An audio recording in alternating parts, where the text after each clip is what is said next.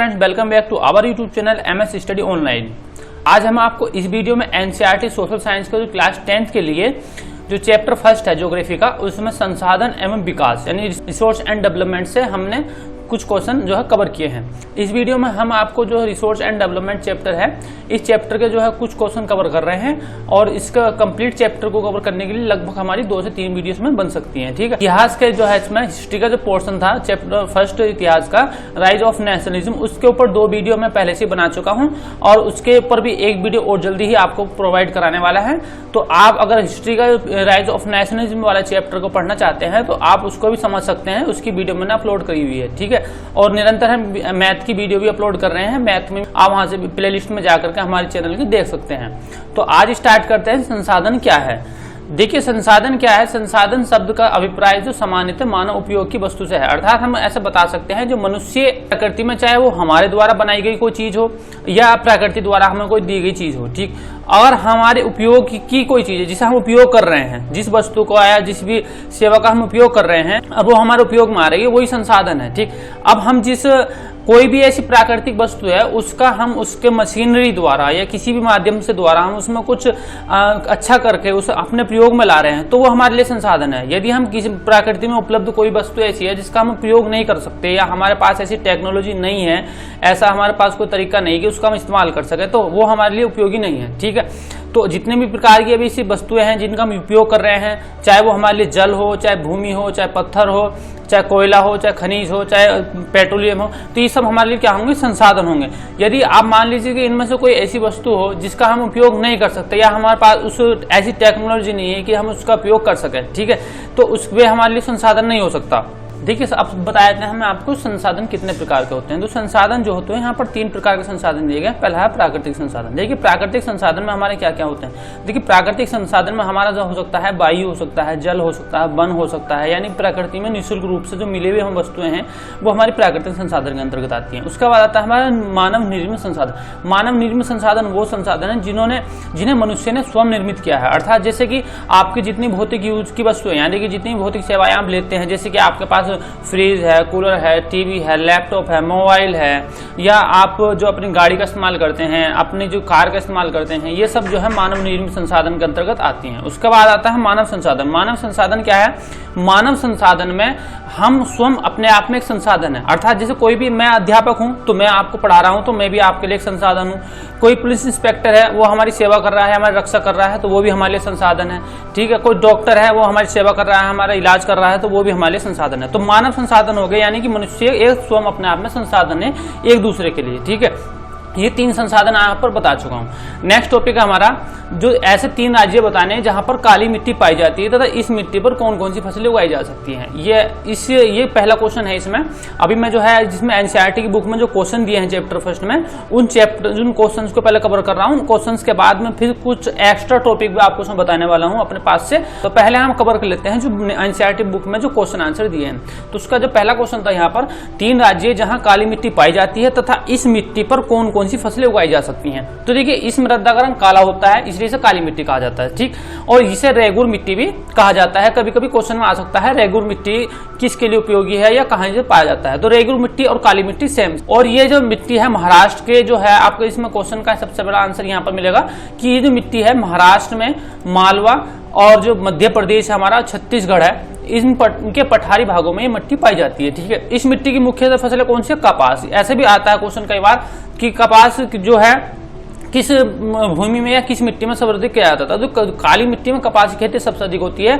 या ऐसे क्वेश्चन आ सकता है कि काली मिट्टी में सर्वाधिक कौन सी फसल उगाई जाती है। इस तरीके से क्वेश्चन है, आपको पता होना चाहिए काली मिट्टी की जो मुख्य फसल है वो केवल कपास है, अर्थात इस मिट्टी को कपास की मिट्टी भी कहा जाता है। इस मिट्टी में जो नमी धारण करने की क्षमता बहुत अधिक होती है, अर्थात जिसे में अगर एक बार वर्षा हो गई या किसी माध्यम से आपने इसमें पानी दिया है, सिंचाई की है, तो इसके अंदर मॉइस्चर बहुत देर तक रहता है, अर्थात नमी धारण करने की क्षमता बहुत अधिक होती है। यानी कि आपने आज वर्षा हुई होगी आज, तो कम से 10-15 दिन तक वो नमी उसके अंदर रहने वाली है, ठीक है, क्योंकि मिट्टी बहुत ज्यादा चिकनी होती है और इसमें जो है नमी जो है एकदम से निकल नहीं पाती। जिस तरीके से रेत में जो रेतीली मिट्टी होती है उसमें अगर वर्षा हो तो एक दिन बाद ही वो पानी जो है बाष्पीकृत हो जाता है, क्योंकि वो मिट्टी जो है उसमें नमी सोखने की क्षमता नहीं है और दूसरी वो चिकनी नहीं है और उसके जो अणु है अलग अलग हो जाते हैं। इसमें जो है अणु जुड़े रहते हैं तो इसमें जो बाष्पीकरण की क्रिया जल्दी नहीं हो पाती है।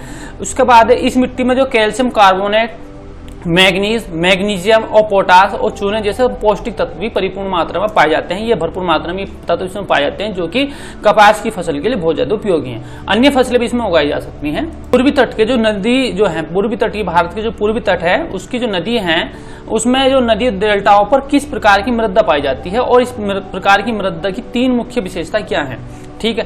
तो जो मैं आपको दिखा रहा हूँ, देखिए यहाँ पर, तो इसमें जो है यहाँ दिया है हमारी जो वो डेल्टा वहां बनाती है, तो वो डेल्टा वो जो मट्टी है जो डेल्टा बनता है बाद में, वो डेल्टा में जो किस प्रकार की मृदा पाई जाती है उस मृदा की 3 विशेषता बतानी है। पहले मैं आपको यहाँ पर डेल्टा समझाता हूँ। देखिए डेल्टा क्या होता है, जब भी कोई नदी है और वो नदी को बह रही है तो उसका जो लास्ट मुहान आता है या नदी की जो अंतिम छोर आ जाता है तो वहां पर नदी की स्पीड बहुत कम हो जाती है, ठीक है। नदी जब कहीं से अपने मुहाने से निकलना स्टार्ट करती, प्रारंभ करती, उस टाइम में उसकी स्पीड बहुत अधिक होती है, तो उस समय उसकी स्पीड बहुत अधिक होती है, तो वहां पर तो डेल्टा नहीं बन पाता। परंतु जब लास्ट छोर, उसका अंतिम छोर आ जाता है नदी का, जब समुद्र में जाने वाली होती है या उससे पहले, तो वहां पर नदी की जो धारा है बहुत कम हो जाती है, स्पीड बहुत कम हो जाती है। तो नदी जो अपने द्वारा जो अवसाद लाती है वो अवसाद को एक जगह कहीं इकट्ठा कर लेती है और इकट्ठा करते करते बहुत ज्यादा मात्रा में इकट्ठा होता रहता है। उसे 1 साल, 2 साल, 10 साल, 50 साल, 100 साल, 150 साल लग सकते हैं। फिर इकट्ठा करते करते वो एक क्षेत्र बन जाएगा, उसमें फिर वहां वनस्पतियां उगने लगती हैं, पेड़ पौधे उगने लगते हैं। तो वो जो भाग है वो डेल्टाई क्षेत्र कहलाता है। फिर वहां पर लोग रहना भी स्टार्ट कर देते हैं, वहां खेती करना स्टार्ट कर देते हैं, क्योंकि वो एक तरह की मरुस्थल बन जाता है, भूमि बन जाती है एक तरीके का। जो भूमि बन जाती है तो उसे ही हम डेल्टा क्षेत्र बोल देते हैं। तो ऐसे डेल्टाई प्रदेश जो वहां पर है पूर्वी नदियों में, तो उस जो मिट्टी है उसकी क्या विशेषता है, तो देखिए ये विशेषता हम बताने जा रहे हैं यहाँ पर। इस मृदा में जो पेड़ पौधों का जो गला सड़ा अंश, ह्यूमस की मात्रा काफी अधिक होती है, यानी कि जो आपको जो अवसाद होता है, अवसाद यानी जो पेड़ पौधे होते हैं, जो गला सड़ा जो मटेरियल बहाती हुई ला रही नदी, वो कहीं जाकर एक जगह रुक जाएगा, ठहर जाएगा, और रुक जाने के बाद उसमें जो होगा इसकी मात्रा सबसे अधिक होगी, इसकी ह्यूमस की ज्यादा मात्रा होती है। और ये मृदा जो देश के ऊपरी मैदानों तथा तटीय क्षेत्रों में पाई जाती है, ठीक। और इस मिट्टी में चूना अंश भी देखने को मिलता है, अर्थात चूने का भी इसमें अंश मिलता है। और इसमें पुरानी जलोढ़ मृदा से बने क्षेत्र को बांगर कहा जाता है। और इसमें बांगर और खादर का सिस्टम है। अब मैं बांगर समझा दूं, जो पुरानी जलोढ़ मृदा है, यानी जलोढ़ मतलब जल के द्वारा जो बहाकर लाई गई मृदा है, वो पुरानी हो चुकी है तो उसे बांगर बोल देते हैं। और जो नई जलोढ़ मृदा है, यानी कि जो अभी लाकर बनाया गया है और उसमें काफी अभी उसमें नमी है और उसमें लगातार जो पानी की जो मात्रा बनी हुई है, तो उसे खादर कह देते हैं, ठीक है। खादर और बांगर मिट्टी में क्या अंतर है? देखिए, खादर मिट्टी वह भूमि है जिस पर वर्षा जल या अवसाद मात्रा निरंतर बनी रहती है, अर्थात जहां पर निरंतर अवसाद या अवसाद बोले तो कूड़ा कचरा, गले सड़े पेड़ पौधे जो आते रहते हैं उन्हें अवसाद बोल देते हैं, ये सब। और जो वर्षा और जल, ये सब की मात्रा निरंतर बनी रहे, लगातार बनी रहे, तो उस भूमि को खादर कहते हैं। और इस नई जलोढ़ मिट्टी को कांप भी बोल देते हैं, ठीक है। और इस मिट्टी में बांगर की तुलना में जो ज्यादा महीन कण होते हैं, महीन कण यानी कि आपस में चिपके, जिससे कि नमी ज्यादा देर तक इसमें बनी रहती है, ठीक है। ये महीन कण इसमें होते हैं। बांगर क्या है? बांगर भूमि का वह क्षेत्र है जहां पर कभी जलोढ़ मिट्टी रही हो, अर्थात कभी जलोढ़ रहा हो वो क्षेत्र, कभी वहां पर जल की निरंतर बनी रही हो, परंतु अब निरंतरता नहीं है। अब निरंतरता न होने के कारण वे पूरा जलोढ़ बन जाता है, अर्थात वहां पर जो पूर्ण रूप से जलोढ़ मिट्टी बन चुकी है और वहां पर कोई भी जल की निरंतरता नहीं रही है, न ही कोई अवसाद वहां अब आ रहा है। तो जिससे वो मिट्टी कैसी हो जाती है? बांगर मिट्टी हो जाती है, ठीक है। और इसमें जो कंकर की मात्रा सबसे अधिक होती है और इस मिट्टी से सीमेंट वगैरह भी बनाया जाता है। अब आता है हमारा क्वेश्चन नेक्स्ट। इसमें क्या है? पहाड़ी क्षेत्रों में जो मृदा अपरदन की रोकथाम। मृदा अपरदन क्या होता है? सोइल इरोजन, यानी कि हमारे जो मृदा कटाव होता है, मिट्टी का जो कटाव होता है, उसे रोकथाम के लिए हम क्या कदम उठा सकते हैं? तो इसके कटाव के कई सारे कारण हो सकते हैं। पहले उन कारणों को समझना चाहिए हमें। देखिए, सबसे बड़ा कारण तो यही है, यदि आप के वृक्षारोपण नहीं कर रहे हैं, यदि आपकी किसी भी भूमि पर वृक्ष नहीं है बिल्कुल भी, तो वहां वर्षा नहीं होती है। वर्षा नहीं होती तो वो रेतीली भूमि होती है, जिससे कि हवा के माध्यम से भी या भूकंप के माध्यम से भी वो मिट्टी धीरे धीरे वहां से खिसकती रहती है। या नदी है, नदी के किनारे अगर बन नहीं लगे हुए, पेड़ पौधे नहीं, तो नदी क्या करेगी? वो भूमि को काटती चली जाएगी, ठीक है। और उसे मृदा अपरदन बोल देते हैं। तो ऐसी कई सारी परिस्थिति में मृदा प्रदूषण होता है। ऊपर जो वृक्षों करके भी मृदा प्रदूषण को नियंत्रित करते, जो ढाल वाले जो क्षेत्र हैं, जैसे पहाड़ी क्षेत्र है, वहां पर वृक्षों का होना बहुत अधिक है। जिन पहाड़ों पर वृक्ष नहीं होते हैं तो वहां वर्षा के दौरान वो सारे पहाड़ों का जो मलबा है वो धीरे धीरे सड़कों पर आ जाता है या नीचे गिर जाता है। आपने मानसून में ऐसी जो पहाड़ी क्षेत्रों में बहुत ज्यादा खबरें आती है कि वहां भूस्खलन हो गया, वहां भूस्खलन हो। इसका सबसे बड़ा कारण ये है कि वहां पर पेड़ पौधों की कम मात्रा होती है, जिससे कि जो नीचे की मिट्टी खिसकती चली जाती है और एक दिन वो पहाड़ सारा का सारा नीचे सड़क पर आ जाता है। ठीक है, देखिए अवनालिका प्रदूषण उसे बोलते हैं जब हम किसी भी माध्यम से हम अपने भूमि को पानी दे रहे हैं, चाहे तो वो नदी के माध्यम से आ रहा हो पानी, चाहे नहर के माध्यम से आ रहा हो, चाहे आपने किसी नाले के माध्यम से दे रहे हैं, जहां भी पानी आता है वहां वो एक नाली बना देता है। ठीक है, उस नाली से भी जो है वो मिट्टी बहाते ले जाता रहता है, बहाते ले जाता है वाटर, और कहीं वो दूसरे खेत में या कहीं भी छोड़ सकता है। तो जैसे नदियां हैं, नहरें, इनके माध्यम से बहुत अधिक जो अप्रदूषण होता है। तो इसके लिए हमें क्या करना चाहिए, बाधिकाएं बनानी चाहिए, यानी बीच बीच में ऐसी बाधाएं बनानी चाहिए जिससे कि मिट्टी वो वहीं रुकती रहे और पानी आगे जाता रहे। ठीक है, तो इससे भी जो अप्रदूषण को रोका जा सकता है। पहाड़ी क्षेत्रों में जो सीढ़ीदार खेत बनाए जाने चाहिए इसके लिए, और फसल चक्र का पालन करना चाहिए। फसल चक्र बोलते हैं यानी कि हमें लगातार एक फसल नहीं बोनी चाहिए, इससे भी मृदा प्रदूषण होता है। यानी कि लगातार आप सोचें कि हमने इस बार जो अनाज बोया, गेहूं बोए हैं या चावल बोए हैं, तो आप गेहूं लगातार बो रहे हैं 3-4 साल तक और कोई फसल नहीं कर रहे भूमि में, तो ये भी आपका जो मृदा प्रदूषण का कारण बन सकता है।